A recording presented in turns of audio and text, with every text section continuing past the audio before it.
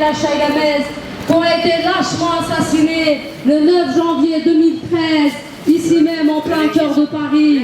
C'est pour cela qu'à cette occasion, nous rendons hommage aussi aux victimes de l'attentat commis envers les deux Charlie Hebdo. Je vous invite à 1 minute de silence. Encore aujourd'hui, à Paris même, il y a eu un assassinat, malgré les appels incessants de la communauté kurde pour réclamer vérité et justice pour les 3 militantes kurdes qui ont été assassinées ici même, au 147 rue Lafayette, devant les yeux du monde entier. Mais la justice française n'a toujours pas démasqué les commanditaires et les auteurs de ce triple assassinat politique.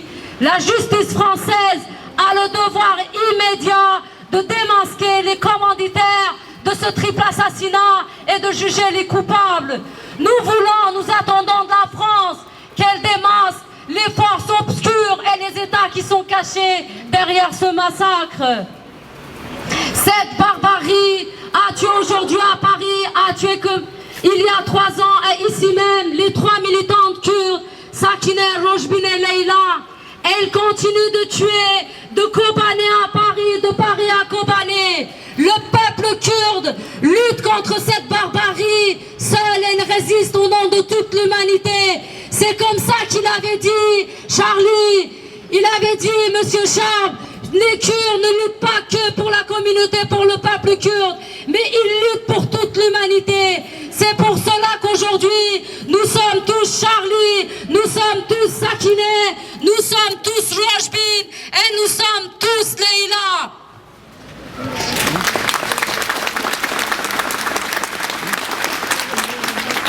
Au nom de la raison d'État, la France ne doit pas laisser sous silence un crime d'État. Nous exigeons de la France qu'elle démasque les commanditaires de ce triple assassinat et qu'elle juge les coupables.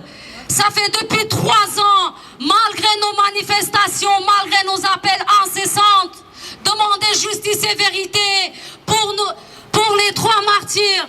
Encore aujourd'hui, la justice française garde le silence et n'a toujours pas apporté de lumière sur ce triple assassinat politique.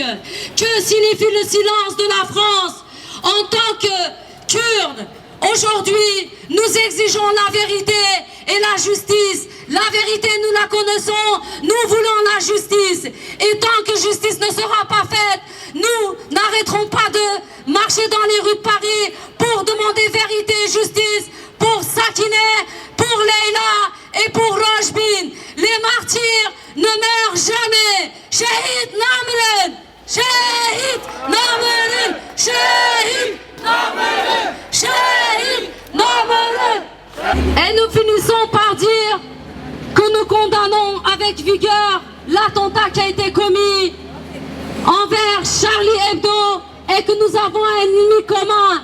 L'ennemi, c'est le terrorisme. L'ennemi, ce sont les personnes qui s'alimentent, qui sont motivées par la haine de l'autre. Aujourd'hui, la résistance qui est menée à Kobané, c'est une résistance universelle. C'est pour ça que nous faisons appel à l'Union internationale pour une résistance. Les Kurdes ne devront pas être désarmés alors que ce sont les derniers remparts contre le terrorisme.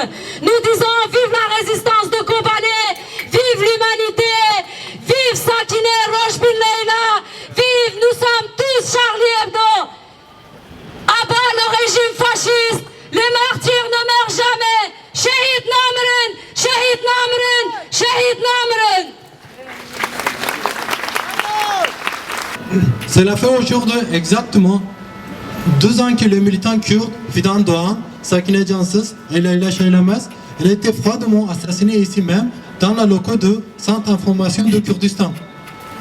Nous rendons ici un profond hommage à ces 3 femmes courageuses, à ces 3 militants de la paix. Nous tenons également à rendre hommage aux 12 victimes de l'attentat contre Charlie Hebdo, tués par la même barbarie que celle qui tuait Sakineh, Rojbin et Leïla. Nous condamnons avec vigueur ce massacre Présentons toutes nos condoléances aux familles des victimes, à leurs proches. Leur souffrance est la nôtre. Lendemain de l'assassinat Sakina Rojbin et Leila, Monsieur le Président de la République, François Hollande, Monsieur Manuel Valls, alors ministère de l'Intérieur, on a promis que la France ferait toute la lumière sur ce crime. Cependant, 2 ans après, l'enquête piéton, seul individu qui s'est présumé avoir tiré sur la gâchette il est derrière les barreaux. Les principaux responsables des communautaires de cette barbarie tombent sur leurs 2 oreilles. Malgré nombreux indices qui pointent la responsabilité du service sécuritaire, l'instruction judiciaire est paralysée, faute de la coopération de la Turquie. Ce assassinat, on a choqué la France et bouleversé tout un peuple. Cependant, ces jours, ni les familles des victimes, ni les représentants de la communauté kurde ont été reçus par l'autorité française. Mis à part l'exécution exprimée à lendemain de ces assassinats, l'État de la gouvernement française garde un silence concernant qui affiche les familles et déçoit énormément les attendants. Maintenant appeler Maître Virginie Duchesne, avocate des familles des victimes.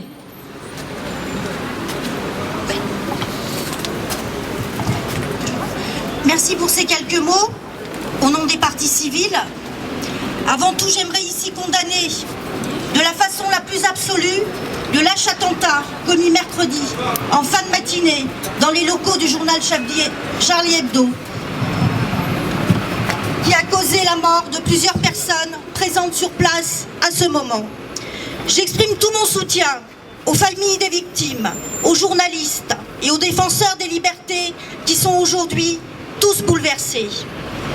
Comment à cet instant précis ne pas penser davantage à Leila Saylemez, à Fidan Dogan, à Sakine Gensiz, qui, elles aussi, ont lâchement été exécutées.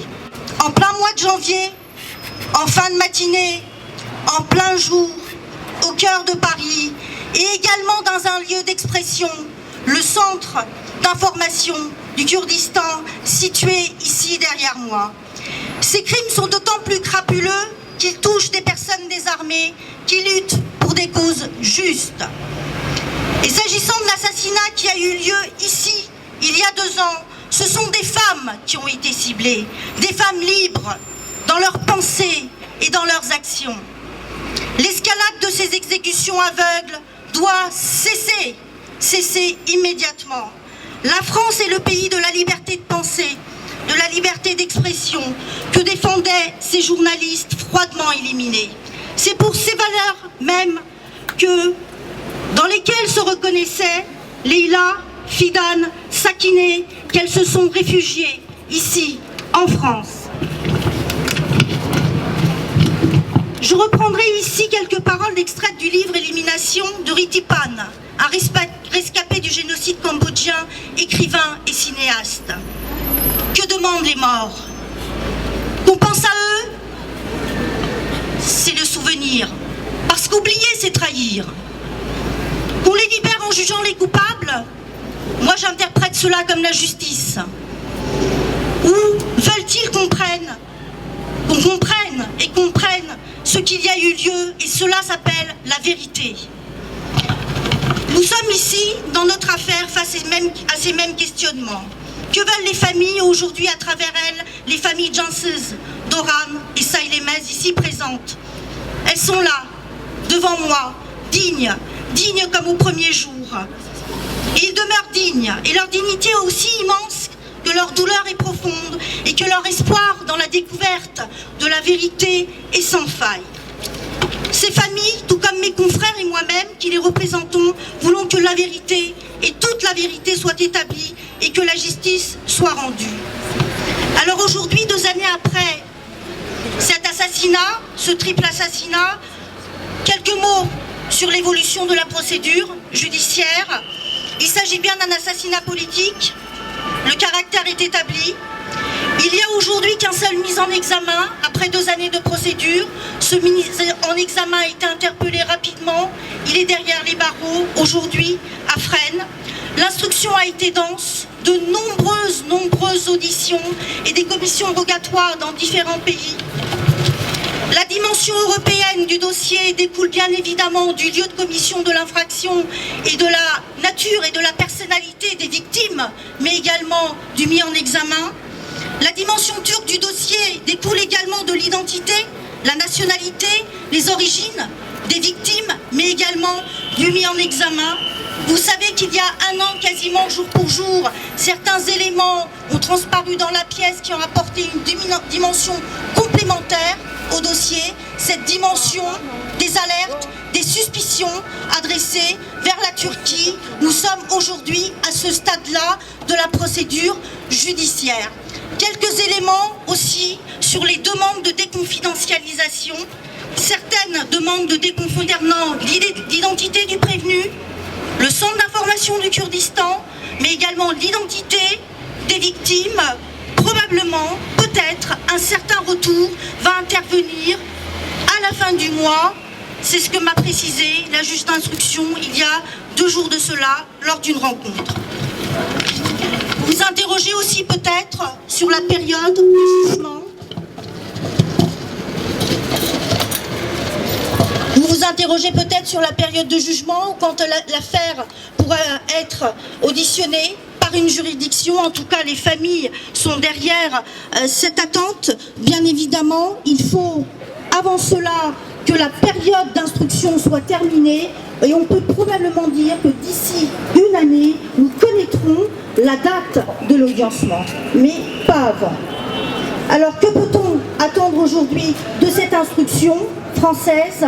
Je dirais que l'instruction en France est quasiment arrivée à son terme, ou en tout cas à ses limites, à moins qu'il n'y ait des déclarations spontanées du mis en examen, à moins que nous ayons des preuves inopinées qui nous arrivent, comme cela arrivait il y a 1 an jour pour jour par la presse, mais nous pouvons avoir également des pistes de renseignement si le dossier de déconfidentialisation révèle peut-être un certain nombre d'éléments. Ceci précisé, sur la procédure judiciaire aujourd'hui et avec le secret de l'instruction auquel je suis tenue, ce sont les éléments que je vous pourrai apporter à votre information. Il est impératif encore plus aujourd'hui que Paris et la France ne restent pas le pays des assassinats politiques non élucidés. La France doit mettre un terme à cette réputation, bien évidemment. La liste est longue d'assassinats politiques non élucidés. L'affaire Ben Barka, 65, l'assassinat des indépendantistes basques, les exécutions de Palestiniens, le meurtre de Dulcie September, et je m'arrêterai là parce que la liste est bien longue. Dans le passé, lorsque des pays alliés ont été impliqués, aucune enquête n'a jamais pu réellement remonter jusqu'au commanditaire. Dans notre affaire, dans ce dossier, il y a des pistes qui pourraient permettre peut-être de remonter jusqu'à certains commanditaires. Donc la justice ne doit pas s'arrêter aux portes d'Ankara et il faut absolument remonter jusqu'au commanditaire. Toute la vérité doit être faite sur ces assassinats et nous avons des éléments peut-être pour identifier les auteurs, l'intégralité, l'ensemble peut-être des auteurs et les commanditaires. Mes confrères et moi-même, représentant les parties civiles, trouveront indigne de la France, État des droits de l'homme, que le triple assassinat de Sakineh Janssens, Fidan Doran, Leila Saylemez, commis en plein cœur de Paris, en plein jour, ne soit pas élucidé dans toute sa dimension.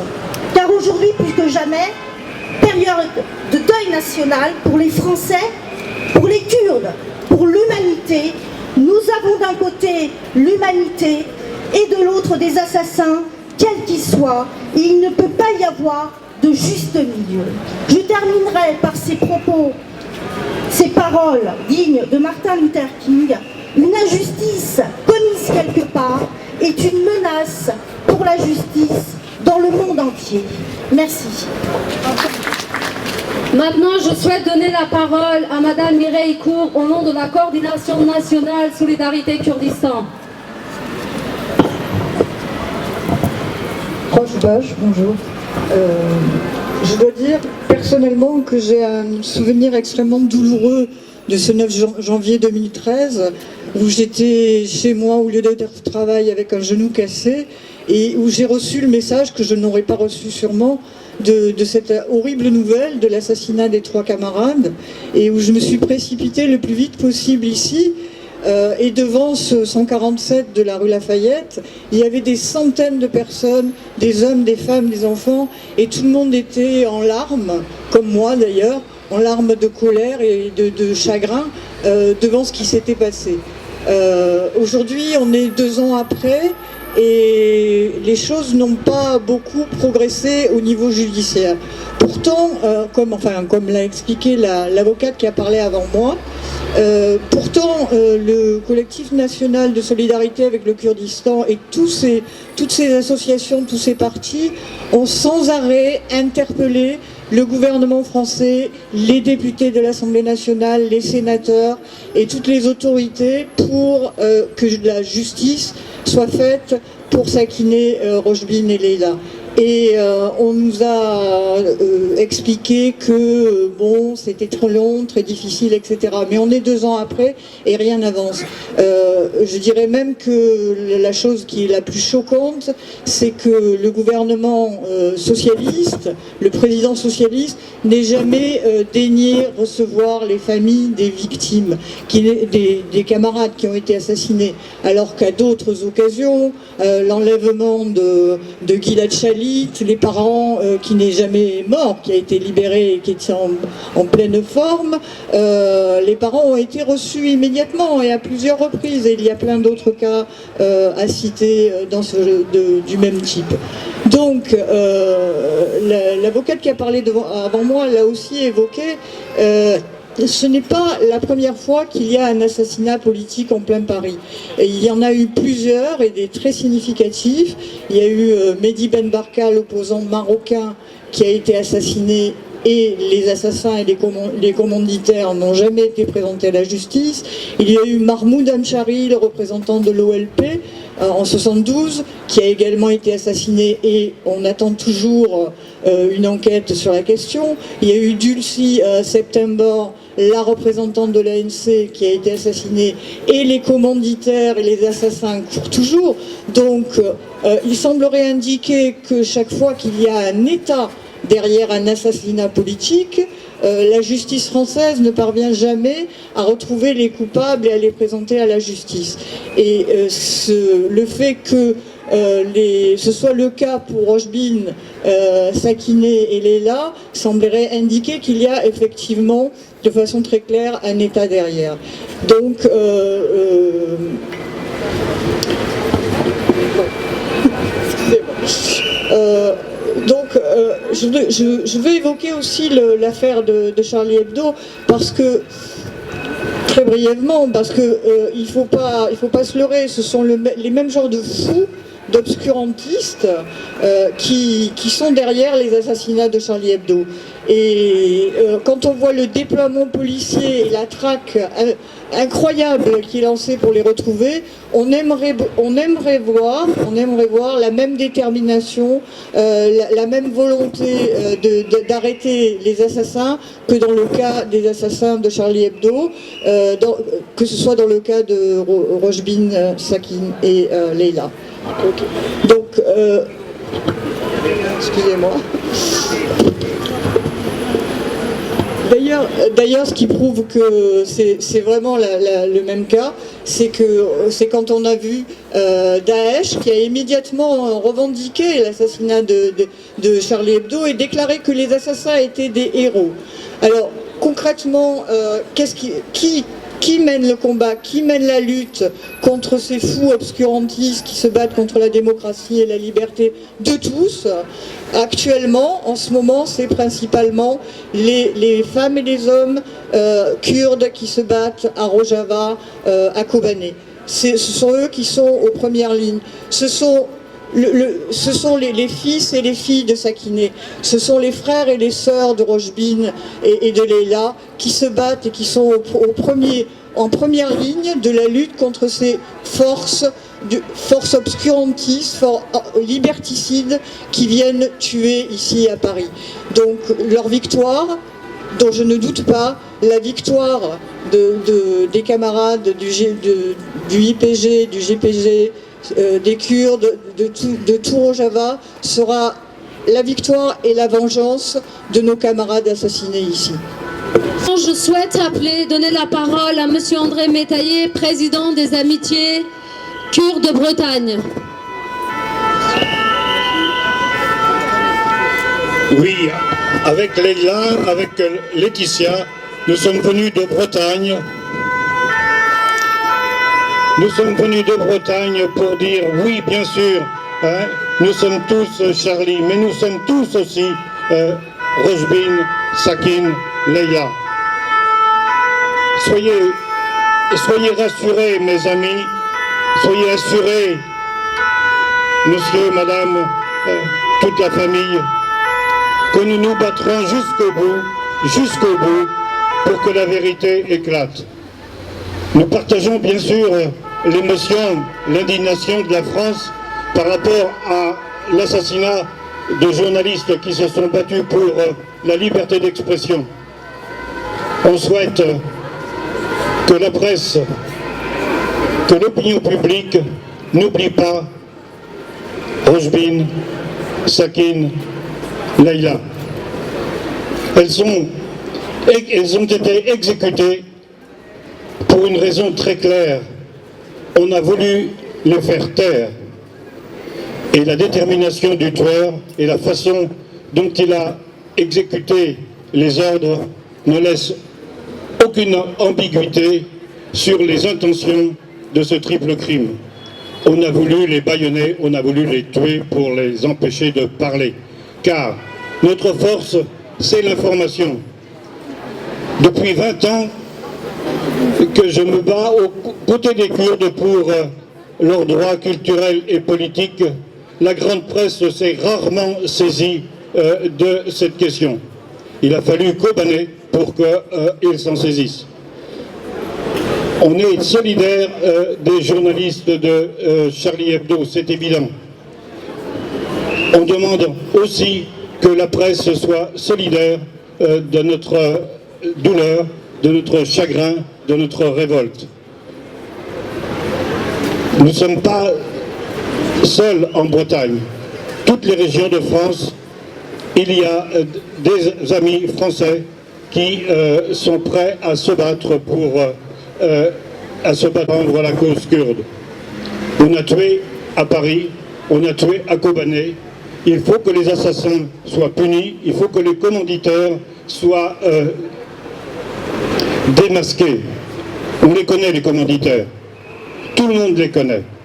Dans toutes les conversations, tout le monde dit « on sait bien qui c'est ». Eh bien, il faut qu'ils soient ouvertement dénoncés et punis. Nous nous battrons jusqu'au bout, soyez certains, chers amis de la famille Doran et de toutes les trois familles, nous nous battrons jusqu'au bout. Merci. Je souhaite maintenant donner la parole au père de Sakine Cansız. Evet.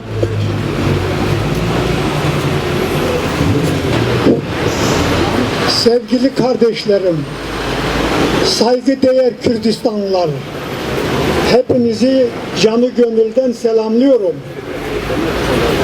Burada fazla konuşmama gerek yoktur. Bu 3 tane kızımızı şehit edenin lanet okuyacağım. O elle lanet olsun, o zihniyete lanet olsun diyorum. Hepinizi yine saygıyla selamlıyorum. C'est pas un savant.